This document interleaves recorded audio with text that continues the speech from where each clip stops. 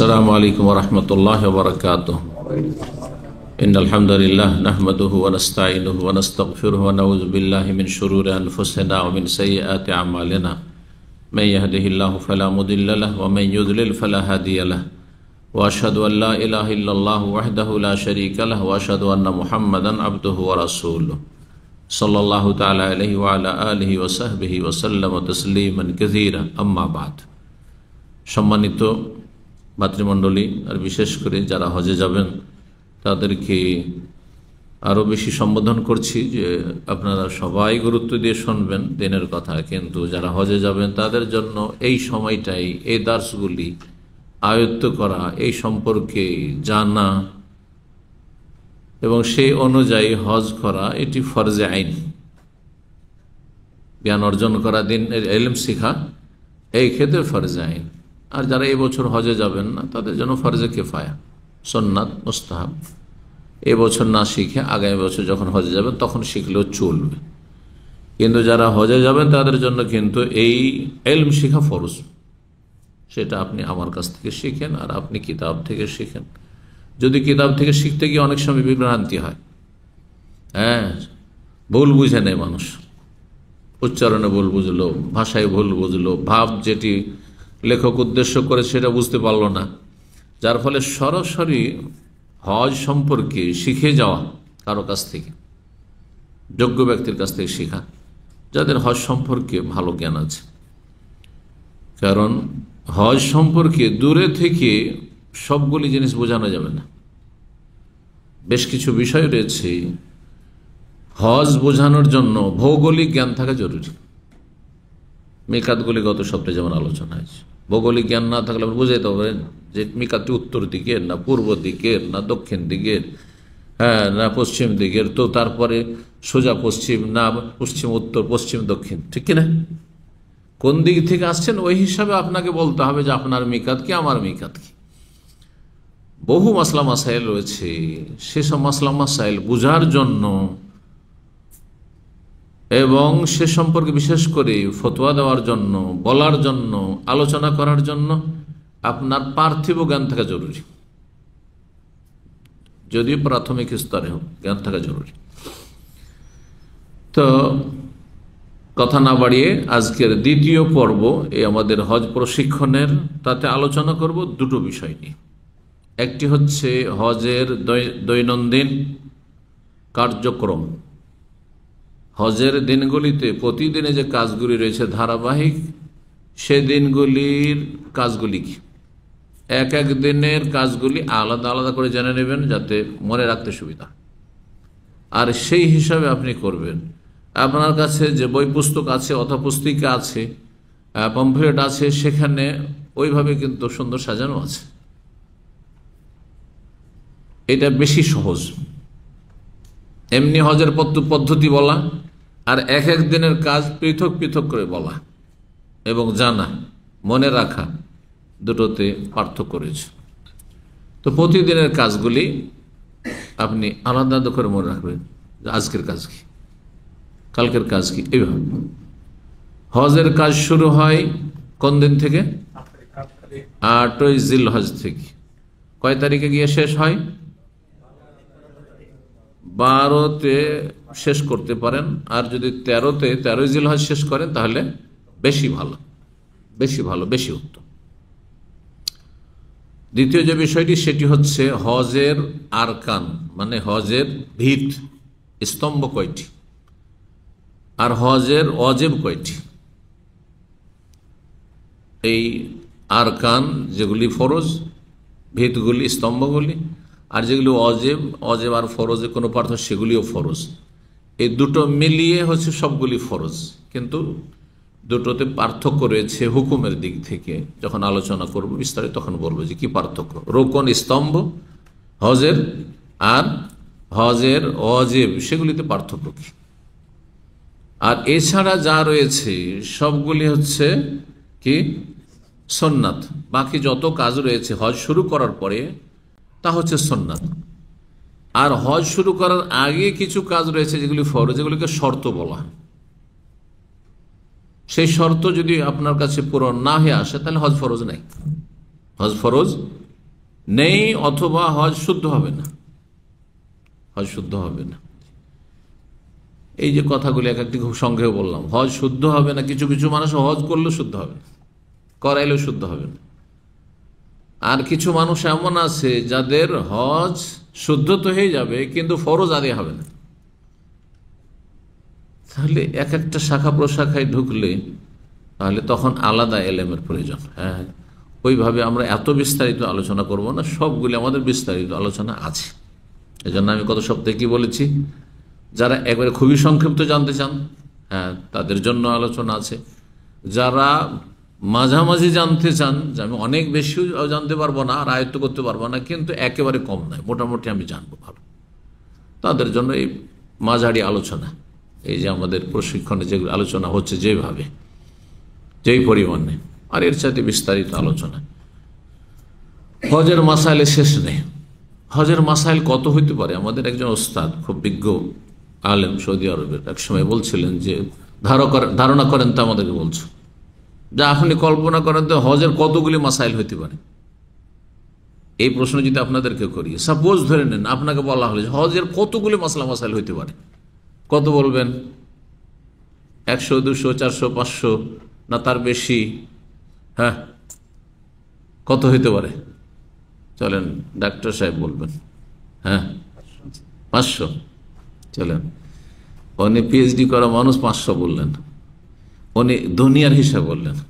হ্যাঁ, কিন্তু দিনের মাসলা মাসাইল যে কত জটিল, হ্যাঁ, সেটা জানা থাকলে উনি আরো বাড়িয়ে দিতেন।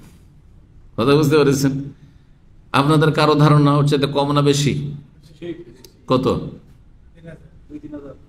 কেমন করে জানলেন 3000? কোন এক বক্তব্য শুনেছি, তো আলোচনায় আছে, আমার বলছি ডিটেলস যখন আলোচনা করেছি, 3000-এর বেশি, 3000 নয়, 3000-এর বেশি, আনলিমিটেড আছে, 3000-এর বেশি হজের মাসাইল রয়েছে। বুঝতে পেরেছেন? তো হজের দুটো আলোচনা তাহলে করব। একটি হচ্ছে দৈনন্দিন হজের কার্যাবলী, 8 তারিখ থেকে শুরু। 8 তারিখের কাজ কি? তার আগে হজের প্রকরণগুলি, হজ কত প্রকার আলোচনা করেছি গত সপ্তাহে, না?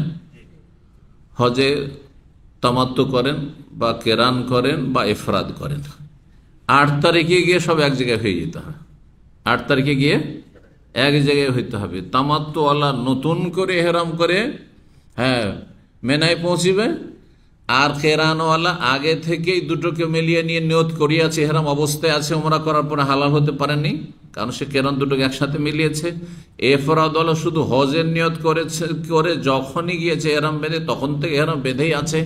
কিন্তু 8 তারিখে এই 3 শ্রেণীর হাজি সাহেব গিয়ে একই জায়গায় হাজির, একই পয়েন্ট, এক স্থানেও এবং একই কার্যক্রমে গিয়ে হাজির। এখন সব একই রকম কাজ করবে মোটামুটি। বুঝতে পারছেন? 8 তারিখে কোথায়?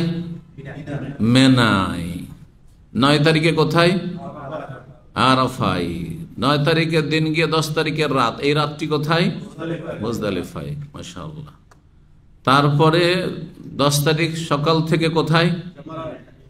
মেনায় কাজ শুরু, আর তারপরে মেনা হয়ে মক্কার, হ্যাঁ, মক্কার কাজ, আর মক্কার কাজ সেরে সন্ধ্যা হতে হতে রাতের অধিকাংশ সময় তখন আপনাকে কাটাবার জন্য চলে আসতে হবে কোথায়? মেনায় চলে আসতে হবে। তারপরে 11 তারিখ 12 তারিখের কাজ, হ্যাঁ, গুলি সব মেনার কাজ, আর মক্কায় কোনো কাজ নাই তেমন। তেমন কেন বলছি? কারণ শেষ বিদায় তো অফ আছে, সেই জন্য।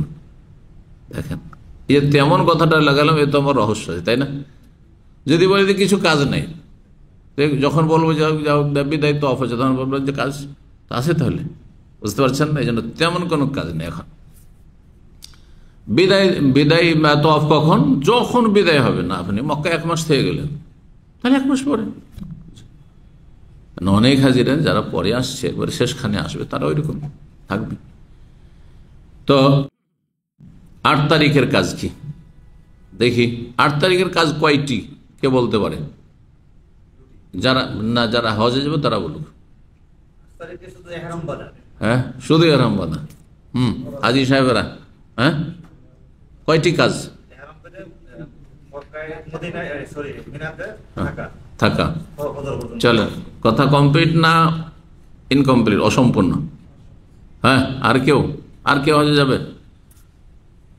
বলেন? 8 তারিখের কাজ হচ্ছে 2টি।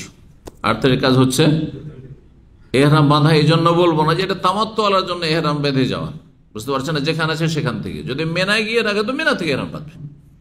ধরেন একদিন আগে গিয়ে মেনা রেখে দিচ্ছে, বহু হাজিকে রাত্রিবেলা নিয়ে চলে যাচ্ছে, তো জরুরি নয় যে ও আপনার একদিন আগে এহরাম বেঁধে চলে যাবে হোটেল থেকে। ও গিয়ে জোহরের আগে সকালবেলা মেনায় তার বাসা জানা, গত রাত্রে যে থেকেছে ওইটাও তার বাসা হিসাবে থেকেছে তাবুত। 8 তারিখে এহরাম বাঁধার সময় শুধু তামাত্তুকারীর জন্য, বাকি এফরাদ আর কেরানকারী তো এহরাম বেঁধে আছে, সুতরাং এহরাম বাঁধা কাজ বলতে হবে না। এখানে 2টো কাজ কি? একটি হচ্ছে মেনায় গিয়ে অবস্থান করা সেই দিন এবং রাত ফজর পর্যন্ত,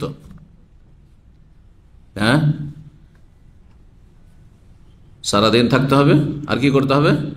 ফজর পর্যন্ত, সূর্য ওঠা পর্যন্ত। সূর্য ওঠার পরে নবী সাল্লাল্লাহু আলাইহি ওয়াসাল্লাম এখান থেকে গিয়েছেন, এটিই সুন্নাত।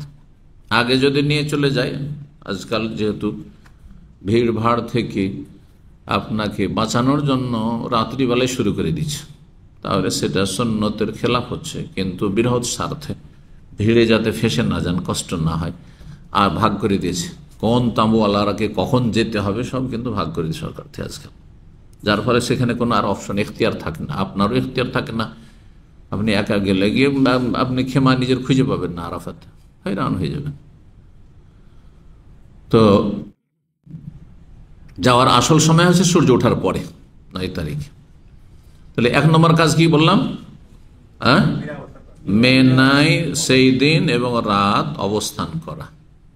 আর রাত্রিটা অবস্থান করা মানে যাপন করা। এই যে দিন থাকবেন আর রাত্রি যাপন করবেন, এটি সুন্নাত কাজ, ওয়াজিব আর ফরজ নাই, ওয়াজিব বা রুকন নাই, সুন্নাত কাজ।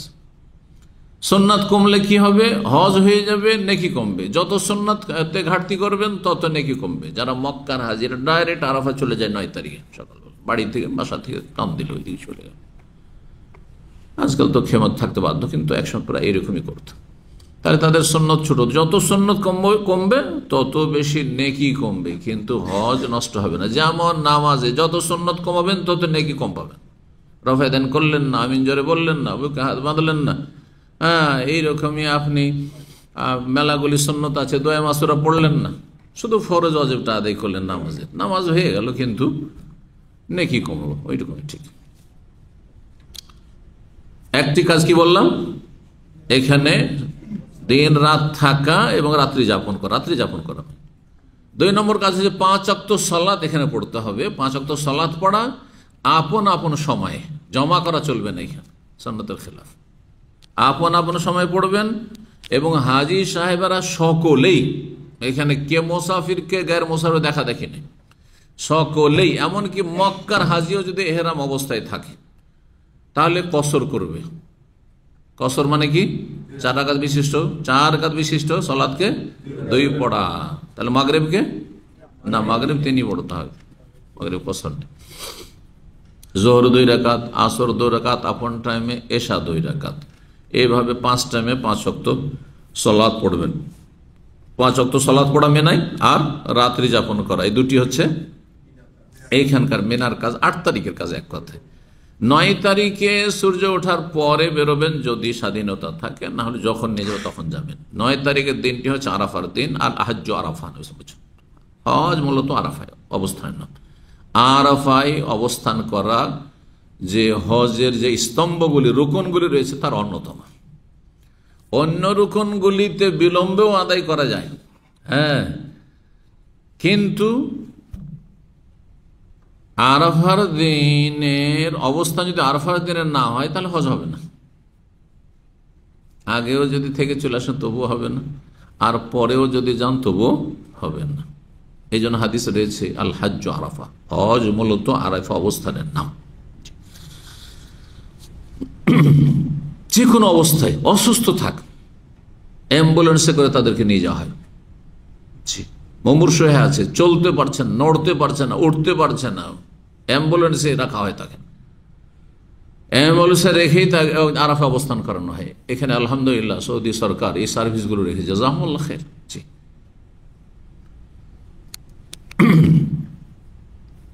9 তারিখের আরাফার অবস্থানের কাজ। আরাফার যে কাজগুলো রয়েছে বিস্তারিত বলে সময় লেগে যাবে। আরাফায় গিয়ে করবেন কি, জোহরের আগে তেমন কোনো কাজ নেই। তবে আরাফার দিনের একটা দুনিয়ার পরামর্শ, সেটা হচ্ছে বেশি পরিমাণ খাওয়া দাওয়া করবেন না। ভিড় ভাড় বেশি, গ্যাদারিং বেশি, বাথরুমের লাইন থাকবে, বেশি খাবেন, বেশি পান করবেন, বেশি পেশাব পায়খানা চাপ হবে, তো আপনি সমস্যায় পড়বেন। পেট খারাপ হলে তো মহা বিপদে পড়ে যাবেন আপনি, বুঝতে পেরেছেন? যার ফলে খাওয়া দাওয়া খুব সীমিত করবেন, এমন খাবারগুলি খাবেন যেগুলোতে পেট কোনো রকম ডিস্টার্ব না হয়, পেট ঠিক থাকে। এই দিনটা হালকা একবার খেয়েও চলতে পারে। যা পাবেন ফ্রি খাওয়া শুরু করেন। ফ্রি অনেক পাওয়া যায় আরাফাতে, এত ফ্রি পাওয়া যায়, দুনিয়ার কোথায় এত ফ্রি পাওয়া যায়। আল্লাহর হারামও পাবেন না আপনি এত ফ্রি। সেজন্য ফ্রি ফেলেই খেতে থাকবেন, এই কাজ করবেন। এটা পার্থিব পরামর্শ হাজিদের। আর তারপরে আসল কাজ শুরু হবে আরাফায়।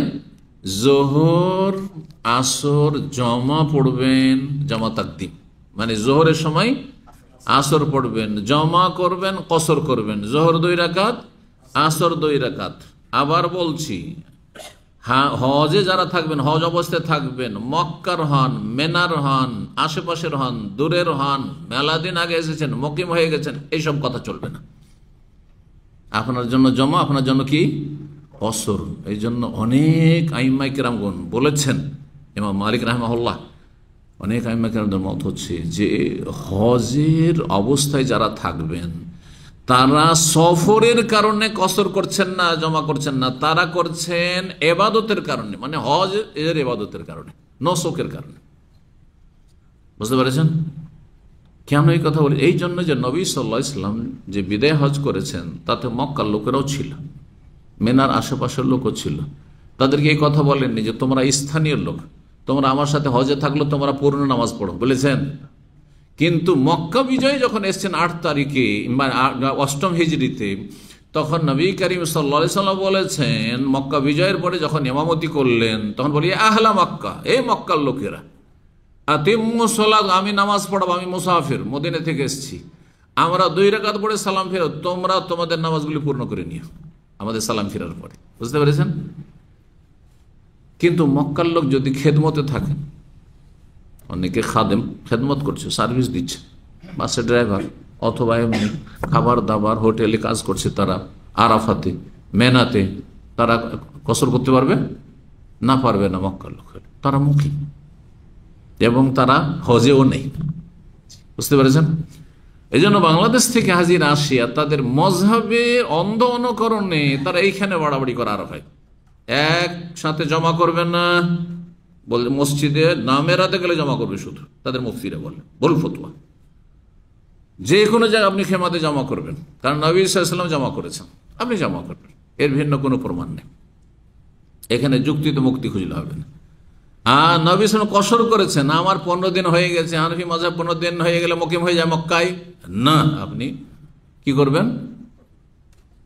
মুকিম আর মুসাফিরের কোনো পার্থক্য এখানে। আপনি হজে আছেন, ইহরাম অবস্থায় আছেন, আপনি কসর করুন, কসর এবং জামা। জোহরের সময় পড়া হয়ে গেল, জোহর আসর পড়া হয়ে গেল, এই সন্ন্যতগুলি নবী সাল্লাল্লাহু আলাইহি ওয়াসাল্লাম পড়েননি। সুতরাং সন্ন্যত না পড়ে উত্তম, কিন্তু কেউ যদি নফল পড়ে, পড়তে পারে, অসুবিধা নেই, ইবাদতবন্দি করতে পারে, মোবারক জায়গায় নামাজের ইবাদত করতে পারে, দোয়ার ইবাদত, জিকির আজকার, যে কোনো তেলাওয়াত সবই করতে পারে। এখন সূর্য ডোবা পর্যন্ত আজকাল বড় দিন, লম্বা সময়, 6 ঘন্টা মোটামুটি সময় পেয়ে যাবেন হয়তো। এই দীর্ঘ সময়ের অধিকাংশ সময়গুলি দোয়া এবং জিকির আজকার করবেন। আর একটি গুরুত্বপূর্ণ জিকির হচ্ছে কোরআন তেলাওয়াত, শুধু কোরআন তেলাওয়াত করতে পারে। মাঝখানে ঘুমাতে পারবেন, যদি ক্লান্তি লাগে, ঘুম আসছে, একটু ঘুমিয়ে নেন, অসুবিধা নাই। কিন্তু উত্তম হচ্ছে যে ঘুমাইতে হলে জোহর আগে আগে একটু ঘুমিয়ে নেন, রেস্ট করে নেন, আর জোহর আসর পড়ে নিয়ে মাগরিব পর্যন্ত দোয়া করতে থাকেন। যত আপনার সন্ধ্যা লেগে আসবে তত দোয়া কবুলের সময় আরো বেশি ঘনিয়ে আসছে। সুতরাং আপনি 4টা, 5টা, 6টা এই সময়ে আপনি অলসতা করবেন না, কঠোর পরিশ্রম করে দোয়া করবেন, জিকির আজকার করবেন, আল্লাহকে ডাকবেন, কান্নাকাটি করবেন। সূর্য ডুবিয়ে দিতে হবে। এখানে কি করতে হবে? সূর্য অস্তমিত করা ওয়াজিব, আরাফায় অবস্থান রুকুন ফরজ, আর সূর্য ডুবিয়ে দেওয়া ওয়াজিব। ওয়াজিব আর ফরজে পার্থক্য কি বলে দিতে হলে একটু, যদি রুকুন ছুটে যায়, স্তম্ভ ছুটে যায়, যেন আরাফায় গেলেন না, তাহলে হজই হবে না, নাই তারিখে আরাফা না গেলে। আরাফায় গেলেন কিন্তু সূর্য ডুবার আগেই চলে আসলেন না, আপনি সূর্য ডুবতে যাচ্ছে আগে আপনি আরাফার বর্ডারতে বেরিয়ে চলে আসলেন, তাহলে ওয়াজিব ছুটে গেল। দম দিতে হবে, দম দিয়ে একটা কোরবানি জবাই করে ঘাটতি পূরণ করতে হবে, মক্কার ফকির মিসকিন খাওয়াইতে হবে। আপনিও খেতে পারবেন না, আর আপনি মক্কার লোক ছাড়া আপনি জেদ্দার লোক, বাইরের লোকও খাওয়াইতে পারবেন না, নিজে বহন করে নিয়ে যেতে পারবেন না, এখানে নিয়ে আসতে পারবেন না। এই হচ্ছে দম। কিন্তু তামাত্তর কোরবানি, যে আপনার হজের কোরবানি, এটা আপনি খেতে পারেন, এখানে আপনি নিয়ে আসতে পারেন, ওখানে জবাই হইতে হবে, কিন্তু আপনি নিয়েও আসতে পারেন, খেতে পারেন, দেশেও পাঠাইতে পারেন, সমস্যা নেই। 9 তারিখের কাজ হয়ে গেল। সূর্য যখন ডুবে গেল কি করবেন? মুজদালিফা আসবেন। এই রাতটি মুজদালিফা, লাইলাতুল মুজদালিফা, মুজদালিফা এই রাত কাটাবেন। মুজদালিফা এসে মাগরিব এশা জমা করবেন। মাগরিবের কসর নাই, কিন্তু জমা আর এশা কসর করবেন। এশা 2 রাকাত পড়েন, 3 2 5 রাকাত, ঠিক না? এই জমা হচ্ছে তাখির, বিলম্বের। ওখান থেকে আস্তে আস্তে অন্ধকার হয়ে গেল, এশার সময় মাগরিব পড়ছেন। রাস্তায় যদি দেখেন যে অর্ধেক রাত পার হয়ে চলে যাচ্ছে, রাত 11টা 12টা পার হয়ে চলে যাচ্ছে, রাত 1টা 2টা হয়ে যাচ্ছে, ফেঁসে গেছেন ভিড়ে, ট্রেনে সাধারণত হবে না, যারা ট্রেনে যাবেন, কিন্তু আজকাল ট্রেন সার্ভিস ভালো আছে আপনার, মেট্রো। আর যদি বাসে আসেন, আল্লাহু আকবার, একবার তো আমার সূর্যই উঠে গেছে মুজদালিফার বাইরে, নিরুপায়। আমার কোনো একটা হজে এমন এরকম হয়েছিল, এখান থেকে দামাম থেকে গেছিল, কিছু করার নেই।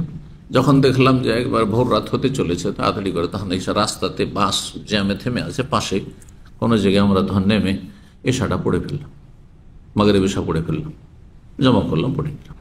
যে অবস্থায় সে অবস্থা, এটা নিরুপায়ের জন্য।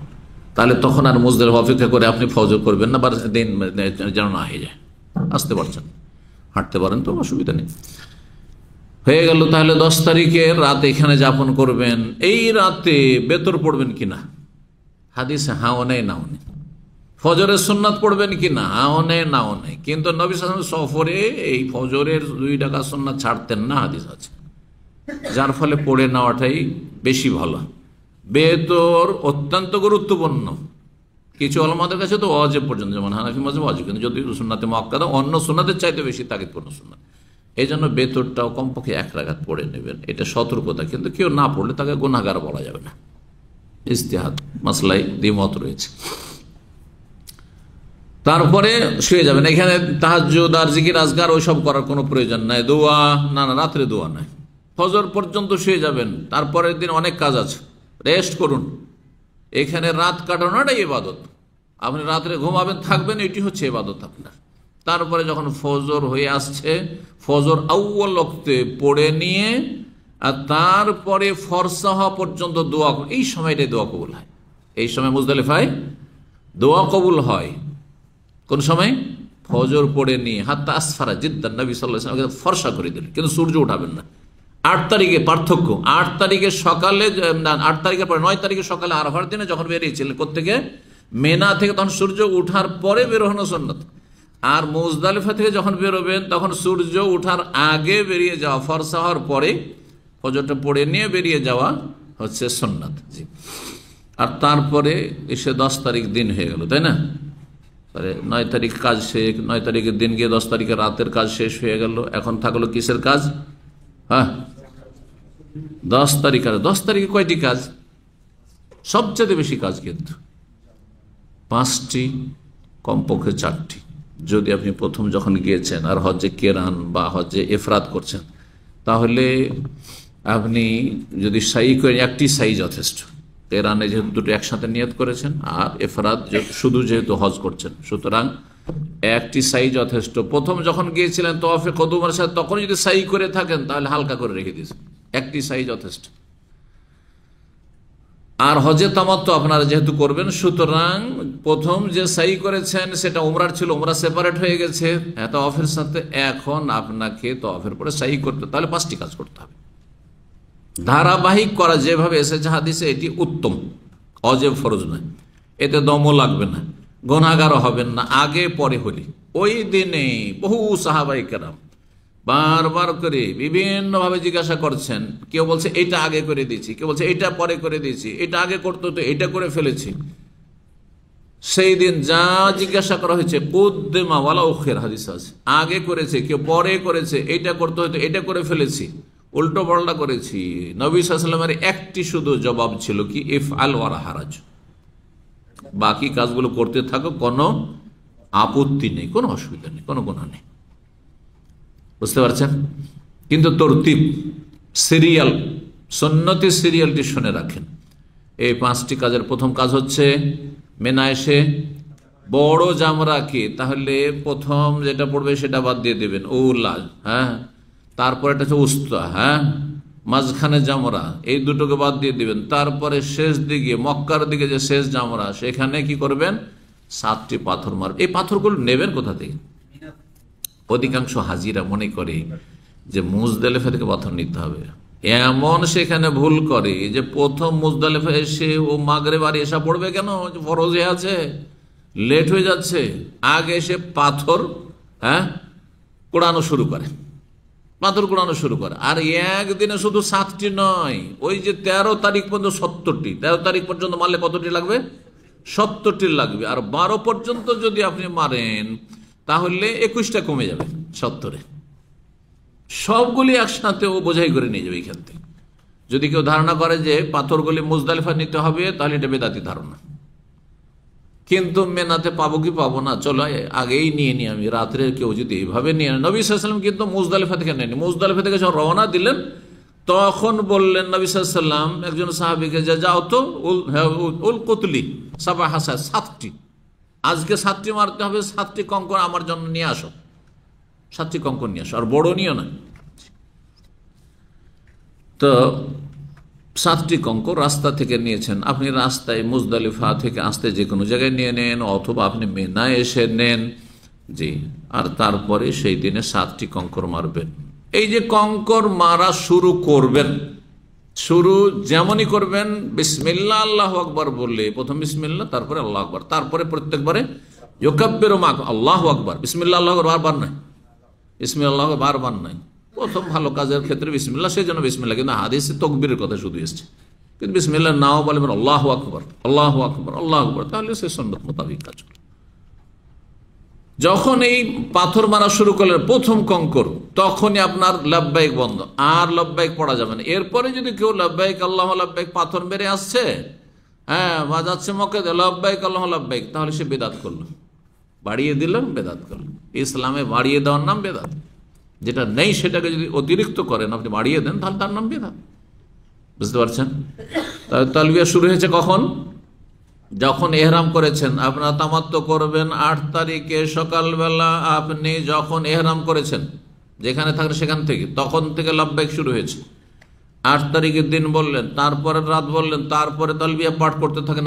আপনি যেখানে তাঁবুতে আছেন সেখানে রাস্তাঘাটে বেশি বেশি বলেন। আর 9 তারিখে বললেন, তারপরে 9 তারিখের পরে 10 তারিখ মুজদালিফায় তালবিয়া পাঠ করতে থাকেন, 10 তারিখে সকালেও পাঠ করতে থাকেন, কতক্ষণ পর্যন্ত? যতক্ষণ এসে বড় জামরাকে পাথর মারা শুরু না করেছেন, আর বলবেন না তালবিয়া। জি, কয়টি কাজ হলো? একটি কাজ হয়েছে সিরিয়ালে, এটি হচ্ছে প্রথম কাজ। তারপরে 2 নম্বর কাজ, যদি নিজ হাতে কোরবানি করেন তাহলে কোরবানিটা করে নেন, এটা হচ্ছে তরতিব। আর যদি কাউকে ওকিল বানিয়ে দেন, ব্যাংকে জমা করে দিয়েছেন, যেমন করছেন, হ্যাঁ অনেকেই, বা কোনো ভাইকে দিয়ে দিয়েছেন যে আমার কোরবানিটা করো, বিশ্বস্ত আপনার মক্কাইকে পরিচিত আছে, তাহলে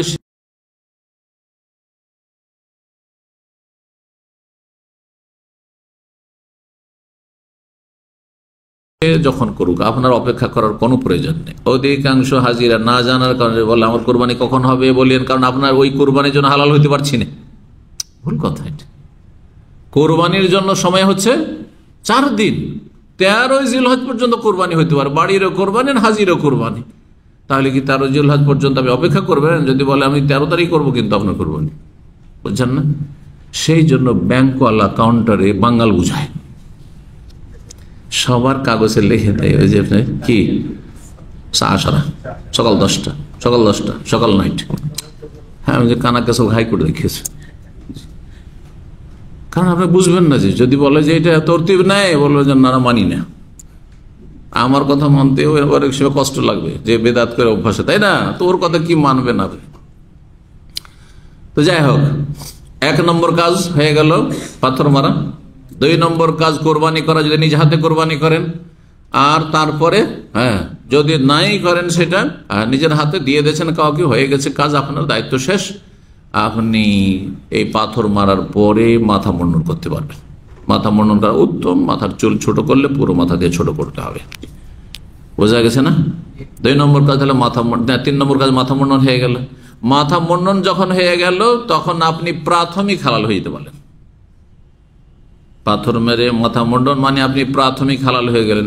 এখন আপনার জন্য আতর, সুগন্ধি, আর তারপরে আপনার কি করা, এহরামের কাপড় খুলে আপনার সেলাইকৃত কাপড় পরা, এহরাম অবস্থায় যেসব নিষিদ্ধ ছিল সব জায়েজ। একমাত্র একটি জিনিস শুধু জায়েজ না, সেটা স্ত্রী সহবাস জায়েজ না, কারণ প্রাথমিক হালাল হয়েছে না।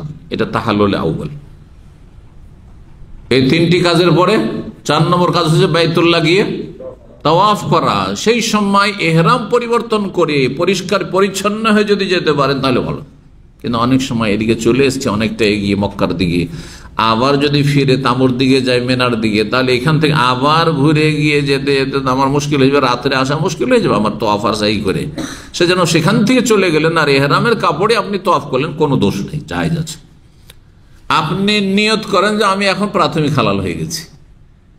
প্রাথমিক হালাল মানে আপনার এহরাম খুলে ফেলতে হবে এটা জরুরি নয়, আপনার অন্তর থেকে খুলে ফেলতে হবে যে আমি প্রাথমিক হালাল হয়ে গেছি। এবার বুঝতে পেরেছেন? বাইতুল্লাহকে করবেন কি? তওয়াফ করবেন। এই তওয়াফকে কি বলা হয়? হাদিসের ভাষায় ইফাজা, ফিকহের ভাষায় জিয়ারা। এর আর একটি নাম হচ্ছে ফরজ তওয়াফ, আর একটি নাম হচ্ছে রুকুন তওয়াফ, আর একটি 5 নম্বর নাম হচ্ছে তওয়াফুল হজ, হজের তওয়াফ। হজের যেহেতু ফরজ সেজন্য তওয়াফুল হজ। 5টি নাম, একই জিনিসে 5টি নাম। এইরকমই সলাতুল দুহা, সলাতুল ইশরাক, একই নামাজের 2টো নাম। এর বুঝতে পেরেছেন? এইরকমই তারাবি আর তাহাজ্জুদ, একই নামাজের কয়েকটি নাম আছে। এই কয়েকটি ইবাদত সম্পর্কে জেনে রাখেন। ইসলামের পরিভাষা, যেটি তাহাজ্জুদ সেটা রমজানে পড়লে ওটার নাম কি হয়ে গেল? তারাবি। এই রাতে পড়েন আর ওই রাতে পড়েন, বুঝতে পারছেন না? তারাবি আলাদা, তাহাজ্জুদ আলাদা। এই ফতোয়া ভুল, আর এই কথা, এই তথ্য ভুল, একবার তথ্য। বড় বড় হানাফি ওলামারা এটা স্বীকার করেছেন, মুহাদ্দিসরা স্বীকার করেছেন। কারণ হাদিসে এর হদিস পাওয়া যায় না যে 2টো ভিন্ন ভিন্ন নামাজ। এর সাথে ফজর মধ্যে যা পড়বেন তাই তাহাজ্জুদ, আর সেটা রমজানে হলে ওর একটা নাম বেড়ে যায় তারাবি। 2 নম্বর তারাবি হলো তারাবি, তাহাজ্জুদ, কিয়ামুল লাইল। রমজানে হলো কিয়াম রমজান। 5 নম্বর নাম সলাতুল লাইল। এরও 5টি নাম, একই নামাজের 5টি নাম। ওই রকমই তওয়াফে ফাজার, একই তওয়াফের কয়টি নাম বললাম? 5টি নাম। তওয়াফ করার পরে কি করবেন? এখন সাফা মারওয়ার সাই করবেন। সাফা মারওয়ার সাই করবেন। আচ্ছা, যদি ইহরামের কাপড়ে থাকেন তো এই সময় কি ইস্তেবা করতে হবে? এই সময় কি রামাল করতে হবে? একটু করে দৌড়াবার চেষ্টা করতে হবে? না না, এইটাতে না, ওইটা তওয়াফে কুদুম, প্রথমটাতে শুধু। এতে করলে বেদাত হবে। এক জায়গায় সুন্নাত, আর এক জায়গায় বিদআত হয়ে গেল। বুঝতে পারছেন? এটার নাম দিন। কারণ দিন হচ্ছে নবী সাল্লাল্লাহু আলাইহি ওয়াসাল্লামের অনুসরণ নাম, নবীর তরিকায় আপনার ইবাদত করার নাম। কয়টি কাজ হয়ে গেল সংক্ষেপে? জামরায় পাথর মারা 7টি, বড় জামরাকে, আর তারপরে কোরবানি করা, মাথা মুন্ডন করা, বাইতুল্লাহর তওয়াফ করা, সাফা মারওয়া সাই করা। করে যত তাড়াতাড়ি পারেন সেখান থেকে চলে আসার চেষ্টা করেন, যাতে করে সন্ধ্যা হতে হতে অথবা এশা হতে হতে আপনি চলে আসেন কোথায়? মেনা। রাসূলুল্লাহ সাল্লাল্লাহু আলাইহি ওয়াসাল্লামের সুন্নত, জোহর পড়েছেন মেনায় ফিরে এসে। এটা একটি রিওয়ায়াত, প্রসিদ্ধ রিওয়ায়াত। আর একটি রিওয়ায়াতে রয়েছে যে জোহর মক্কা থেকে পড়ে এসেছেন। 2টো পরস্পর বিরোধী রিওয়ায়াত আছে। কেউ কেউ সমন্বয় করেছেন যে জোহর রক্ত সেখানেই হয়ে গেছিল, সুতরাং সেখানে জোহর পড়ে নিয়েছিলেন আউয়াল ওয়াক্তে। তারপরে মিনা আসছেন তো দেখছেন সাহাবায়ে কেরাম সব অপেক্ষা আছেন যে নবী সাল্লাল্লাহু আলাইহি ওয়াসাল্লাম আসবেন, তো তার পেছনে আমরা জোহর পড়তাম, তাকদেরকে পড়িয়ে দিয়েছিলেন। তাহলে দুটো রিওয়ায়াত আপন জায়গায় ঠিক আছে। তাহলে জোহরে চলে এসছেন আপনি, জোহরের টাইম এখন একটা দুটোর মধ্যে নবী সাল্লাল্লাহু আলাইহি ওয়াসাল্লাম তাহলে চলে এসছেন। হ্যাঁ, বুঝতে পারছেন না? আপনি না পারেন আসরে আসেন, মাগরিবে আসেন, আর এশার আগে আগে আসেন। রাত 12টায় আসবেন, 2টায় আসবেন, আর বলবেন যে রাত কাটাতে এসেছি। রাত কোথায় কাটলো? সিংহভাগ রাত তো কেটে গেল মক্কায় অথবা রাস্তায়। তাহলে আপনার মিনার অজীব কেমন করে আদায় হলো? বিষয়টি মনে রাখবেন। এখন 10 তারিখের কাজ শেষ হয়ে গেছে, রাত 11 শুরু হয়েছে, তাই না? তাহলে 10 তারিখের কাজ 5টি বলে দিলাম। 11 তারিখের কাজ কি? জি, কয়টি কাজ? প্রথম কথা, 11 তারিখ, 12 তারিখ, 13 তারিখ এই দিনগুলিতে হাজী সাহেবের কয়টি কাজ? আমার আঙ্গুলি তো বুঝতে হবে, এইরকম করছি আমি, বুঝছেন না? 2টি কাজ। একটি হচ্ছে রাত যাপন করা, ওয়াজিব, সুন্নাত না, এটি অধিকাংশ আইম্মাকে ওয়াজিব। 2 নম্বর হচ্ছে 3টি জামরাকে দিনের বেলা এই 11, 12, 13-তে জাওয়ালের পরে মারতে হবে। জাওয়াল মানে মাথার উপর থেকে সূর্য গড়ে যাওয়ার পরে মারতে হবে, ঢলে যাওয়ার পরে মারতে হবে। 10টা 11টায় কিছু জাহেলরা মারতে আছে, আজকাল পারমিশন দিচ্ছে, এক সময় নিষেধ করতো, সিকিউরিটি দাঁড়িয়ে থাকতো। কিন্তু আমি করোনার আগে যে হজ করলাম তাতে দেখলাম যে নিষেধ করেন না, মানে ছড়িয়ে দিয়েছে, অসুবিধা নেই। কিন্তু না, অসুবিধা আছে, সুন্নতের খেলা। নবী সাল্লাল্লাহু আলাইহি সাল্লাম অপেক্ষায় আছেন, জাওয়াল হইল, মাথার উপর দেখো তো সূর্য গড়েছে কিনা, তারপরে মেরেছেন। একজন সাহাবী মারেন। তার মানে 11 তারিখ, 12 তারিখ, 13 তারিখের পাথর মারার সময় জাওয়ালের আগে হয় না, জাওয়ালের আগে হয় জি, জোহরের পরে। জি, আপনি জোহরের নামাজ পড়েন আর না পড়েন, যে জোহরের নামাজ নাও পড়েন আপনি, কিন্তু মাথার উপর সূর্য গড়ে গেছে, তারপরে মেনে নিয়েছে আপনি জোহর পড়েন। জোহর বিলম্বে পড়া যাবে, 2টো, 2:30, 3টা, যতক্ষণ পর্যন্ত আসর হয়নি ততক্ষণ পর্যন্ত জোহর রক্ত আছে। আওয়াল রক্ত না হয় নাই হইল, জোহর পড়া আপনার শর্ত নাই, কিন্তু জাওয়াল হওয়া শর্ত, মাথার উপর সূর্য ঢলে যাওয়া শর্ত। জি, 11 তারিখের কাজ 2টি হয়ে গেল। কি করলেন? দিনের বেলা দুপুরের পরে পাথর মারলেন, আর রাত্রি কি করবেন? হ্যাঁ, কাটাইলেন, আগে রাত্রি গেছে। আর তারপরে 12 তারিখে রাত চলে আসলে সে রাত যাপন করবেন মেনায়, আর দিনের বেলা আবার পাথর মারবেন। তারপরে 12 তারিখে যদি মনে করেন যে আমি তাজিল করব, আজকাল যে অপশন, নসুক অপশনে আপনারা যে আপনার হজের বুকিং দিয়ে সেখানে কিন্তু আছে আপনার কাফেলা, আপনার তাজিল না তাখির, মানে আপনাকে জলদি করে, তাজিল মানে জলদি করা, 12 তারিখে নিয়ে চলে আসবে নাকি 13 তারিখে নিয়ে আসবে, ওখানে কিন্তু আপনার কন্ট্যাক্ট করা আছে। জি, তো যদি আপনি মনে করেন যে 12 তারিখে চলে যাব, তাহলে সূর্য ডুবার আগে আগে মিনার ময়দান ছেড়ে দিতে হবে। ইচ্ছে করে মেনায় থাকা যাবে না, মানে দোদুল্যমান অবস্থায় থাকা যাবে না। কিন্তু ধরেন সামান নিয়ে আসতে গেলাম, পাথর মারার পরে সামান আমার আছে, যেহেতু খেমাতে সামান নিতে গেলাম, সূর্য ডুবে গেল, ভিড় কোনো অসুবিধা, বাস ছাড়লো না, সূর্য ডুবে গেল, রাত হয়ে যাক, ভোর হয়ে যাক, কোনো অসুবিধা। নিয়ত শেষ করে ফেলেছেন যে আমি আর থাকছি না। কিন্তু ধরেন যাবো না, থাকবো, যাবো না, আর একদিন থাকবো, করতে করতে সূর্য ডুবিয়ে দেওয়ার পরে পরে ভাবছেন যে না চলেই যাই, না আর যাওয়া যাবে না, ফরজ এখন ওয়াজিব হয়ে গেছে, আপনার থাকে রাত কাটানো ওয়াজিব হয়ে গেছে, আর 13 তারিখে পাথর মারাও ওয়াজিব হয়ে গেছে। 12 তারিখের কাজও এরকমই 2টো, 13 তারিখ কাজও এরকমই 2টো। এই সময়গুলিতে বেশি বেশি জিকির আজকার করতে হবে। কোরআনের ভাষা আলো ফাইজা কাযাইতুম মানাসিকাকুম, যখন তোমাদের হজ সম্পূর্ণ হয়ে গেল, মানে 10 তারিখ কাজগুলি শেষ হয়ে গেল, মেনায় আসলে মক্কার কাফেররা কুফরির অবস্থায় তারা হজ করতো, আর এখানে মেলা লাগাতো, গান বাজনা হইতো, আর শের শায়রি, কাব্য রচনার কম্পিটিশন হইতো।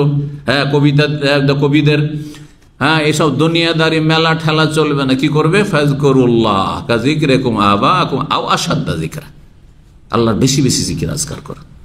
জিকির আজকার মধ্যে গুরুত্বপূর্ণ একটি জিকির হচ্ছে তাকবীর পাঠ করা। এছাড়াও জিকির আজকার, কোরআন তেলাওয়াত, দোয়া, ইবাদত বন্দেগী সব করতে থাকবেন। তাহলে কি হয়ে গেল? কাজ শেষ হলো। 2টো বিষয় বলতে চাই, একটা বিষয়ে যথেষ্ট সময় লেগে গেল, এটাও সেরে নি। হজের কি বলতে চেয়েছিলাম? রুকুন স্তম্ভ কয়টি আর ওয়াজিবাত কয়টি? হজের রুকুন কয়টি? 4টি। মাশাআল্লাহ। হজের রুকুনের সংজ্ঞা হচ্ছে যে যদি সেটা ছেড়ে দেন তো হজ হবে না। 4টি, শুধু 4টি মনে রাখতেই হবে। 1 নম্বর এহরাম করা, মিকাত থেকে বলবেন না, মিকাতে এহরাম করা ওয়াজিব। আর এহরাম করতে হবে, বিনা এহরামে হজ হবে না, ওমরা হবে না। এটি রুকুন, ফরজ, স্তম্ভ, এটি আপনার হজের খুঁটি। 2 নম্বর আরাফায় অবস্থান করা, ধারাবাহিক বললে। হ্যাঁ, 3 নম্বর বাইতুল্লাহর তওয়াফ করা, ওই 10 তারিখের তওয়াফ, ওইটা হচ্ছে হ্যাঁ কি হজের, যেহেতু হজের বয়ান করেছে এখানে উমরা শামিল করছে না, এই জন্য হজের তামাত্তুর ওই উমরা এখানে আসবে না। 3 নম্বর হচ্ছে বাইতুল্লাহর 10 তারিখে তওয়াফে ইফাজা জিয়ারা, যেটার 5টি নাম বললাম। আর 4 নম্বর হচ্ছে সাফা মারওয়া সাই করা। সাফা মারওয়া সাইতে ইখতিলাফ রয়েছে, একদল ফুকাহা বলছেন যে এটি রুকুন নয়, এটা ওয়াজিব, আর আরেক দল বলছেন যে এটা রুকুন, সুতরাং সতর্কতামূলক সেটাকে রুকুনই মনে করা উচিত। জি, 4টি হয়ে গেল, খুব সহজ তাহলে, তাই না? এহরাম, আরাফে অবস্থান, তাওয়াফ আর সাই, ব্যাস 4টি হচ্ছে হজের স্তম্ভ খুঁটি। হজের ওয়াজিব কয়টি? 7টি। ধারাবাহিক আমরা প্রথম দিক থেকে আসি, তাহলে সিরিয়াল মনে রাখতে সুবিধা। ওই যখন থেকে এহরাম করলেন তখন থেকে, হ্যাঁ কি মিকাত থেকে এহরাম বাঁধা, আরাফায় চলে আসেন। হ্যাঁ, আরাফায় সূর্য অস্তমিত করা, মানে সূর্য ডুবিয়ে দেওয়া পর্যন্ত অবস্থান করা। দিনের বেলা ঘুরে গেলে কি করতে হবে? ওখান থেকে যদি বেরিয়ে যান, অনেকে বুঝে না, ঢুকেই না আরাফায়। এক সময় আমরা হজের ময়দানে ডিউটি করেছি ধর্ম মন্ত্রণালয়ের পক্ষ থেকে, অনেক বছর গিয়েছি। সেই আপনার ছাত্র জীবনে 1 বছর গিয়েছিলাম মদিনা থেকে, আর এখানে আসার পরে 2000 সাল থেকে বেশ প্রথম দিকে তো অনেক যেতাম, প্রায় বছরই যেতাম। সুবহানাল্লাহ, মানুষকে বলে পারা যায় না, ইন্ডিয়া পাকিস্তান বাংলাদেশের লোকে বলে পারা যায় না। মাইক নিয়ে নিয়ে বলে যে আল্লাহর রাস্তায় আপনার একটু ভিতরে ঢুকেন, বর্ডারের বাইরে আছেন, এই সীমানার বাইরে আছেন, ঢুকেন, এই যে দেখেন লেখা আছে এইখানে, হ্যাঁ আরাফা এন্ড, হ্যাঁ আরাফা শেষ, ঢুকেন না, ঢুকবে না, মানে ও ভিড়কে এড়িয়ে বাইরে, মানে এদিকে আগে থেকে রেডি থাকছে বের হওয়ার, হজই হবে না। জি, তো যাই হোক, কি বলছিলাম? 2 নম্বর, হ্যাঁ ওয়াজিব হচ্ছে আরাফায় সূর্য ডুবিয়ে দেওয়া। 3 নম্বর হচ্ছে মুজদালিফায় রাত যাপন করা। জি, একমাত্র নারী আর শিশুদের জন্য ছাড় রয়েছে, অর্ধেক রাত পর্যন্ত চলে যেতে পারে। হ্যাঁ, 4 নম্বর একটু সিরিয়াল চলেন, সকালবেলা গিয়ে হ্যাঁ কঙ্কর শুরু হচ্ছে, তো কঙ্কর নিক্ষেপ করা। কয় নম্বর হইল? 4 নম্বর হলো কঙ্কর নিক্ষেপ করা। 5 নম্বর এই আইয়ামে তাশরিকের রাতগুলি কোথায় কাটানো? মেনায় কাটানো। এই যে 10 তারিখের দিন গিয়ে রাতে আসলেন, তারপরে রাতটা কমপক্ষে 2 রাত আর 3 রাত করতে পারলে ভালো। জি, তারপরে হ্যাঁ মেনা কুরবানি এখানে সামিল নয়। হ্যাঁ হ্যাঁ, মাথা মুন্ডন করা ছেড়ে দিয়েছেন, মাথা মুন্ডন করা। হ্যাঁ, তারপরে মাথা মুন্ডন অথবা ছোট করা, যে দুটোর একটা। আর এই বিদায় তওয়াফ করা কয়টি হলো? 7টি হয়ে গেছে না? 7টি হয়েছে। আর 1টি কার জন্য? যারা হজে তামাত্তু অথবা কেরান করবেন তাদের জন্য। এই জন্য এটা লেখকগণ উল্লেখ করেননি, সেটা দিয়ে 8টা পূরণ। সেটা হচ্ছে কোরবানি করা। সব হাজিদের জন্য নয়, সেই জন্য সেটা উল্লেখ করেনি, তার আলাদা করে উল্লেখ করেছেন, হজের ওয়াজিবের মধ্যে শামিল করেননি। আর আরেকটি কারণ হচ্ছে যে এই কোরবানি বাধ্যতামূলক না, কোরবানির আরেকটা অপশন আছে। সেটা কি?